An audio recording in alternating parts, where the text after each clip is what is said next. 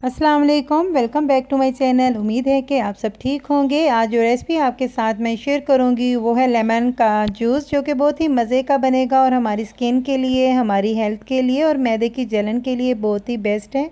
आप इसको ज़रूर ट्राई कीजिएगा। बहुत ही कम इंग्रेडिएंट्स के साथ ये रेसिपी बनती है। कुछ पुदीने की पत्तियाँ लेनी है आपने, जो कि फ़्रेश हैं, और शुगर हस्बे ज़रूरत। लेमन का जूस हस्बे ज़रूरत जितना आप बनाना चाहें गिलास के हिसाब से आप ऐड कर सकते हैं। यह है काला नमक, जो कि बहुत ही मज़े का लगता है, इसमें आपने ज़रूर ऐड करना है। ये आप स्किप नहीं कर सकते, इससे टेस्ट जो है वो जितना मैं बता रही हूँ कि मज़े का बनता है, अगर ये ना हो तो नहीं बनेगा।